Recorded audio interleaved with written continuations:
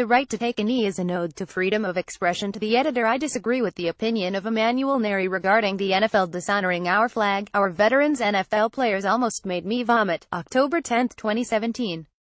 What you are witnessing is a passive protest against the racial disparity of police tactics. The death rate of black men at the hands of police and the longer incarceration times for black men is a stain on our society. Kneeling during the anthem does not show disrespect for the flag. Many of us pledge allegiance to a flag that provides liberty and justice for some, not all. Recognizing that this verse has not been fulfilled for all Americans and bowing prayerfully on a knee to raise awareness is a very respectful approach. My father fought in the World War II European theater against the threat of Hitler's Third Reich. That fight was about ending the goal of a supreme race. It was about ensuring our allies and U.S. citizens freedom from oppression. Our country was founded on dissent. As an attorney, you are aware of the freedoms guaranteed to all by our Constitution. Not just people who share your belief system. Our flag has been desecrated and burned in past protests, which rightfully drew criticism. In today's culture, you see the flag being worn as jeans or shirts. There are flags flown that are worn, faded and torn.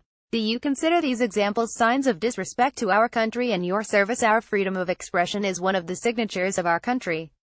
Thank God we live in a country that allows people to take a knee. Mary Ellen Zakovich. Syracuse flag protests are a vindication for what I fought for. To the editor, I found the commentary by Emmanuel Neri interesting and a bit short-sighted. For the last several weeks, I have heard discussions surrounding the NFL and protest of the American flag. But before I continue, I'd like to thank Neri for his service.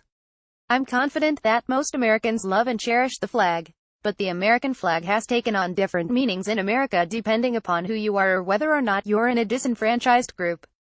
There is a misconception that the flag only represents the military and only veterans. The American flag belongs to all of us, regardless of our plight in life. Like Neri, I too fought and put my life on the line for this country. The flag also belongs to the hardworking teachers who buy school supplies with their earnings.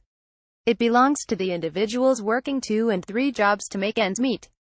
It also belongs to the disenfranchised fighting for equal rights in our country.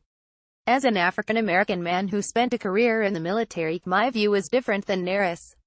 I'd prefer that everyone stood for the national anthem. On Sunday morning, I don't want to vomit when I see the NFL players kneeling. Sunday mornings are a vindication for what I fought for and a reminder of how far we have to go. Leonard L. Alford. Syracuse claims of disrespect redirect our gaze away from injustice. To the editor, I've had it with the outcry against kneeling football players. What better way to honor our flag, our soldiers, our founding fathers, our Constitution and our country but to engage in our First Amendment right to freedom of speech in a nonviolent way? Kneeling athletes are protesting social and racial injustice. Period. Others have made it into a patriotic issue, missing the point or, more likely, redirecting our gaze.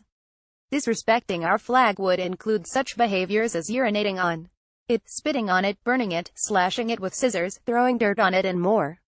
This seems like just another way to keep the black man in his place. Karen Schwarz Casanova.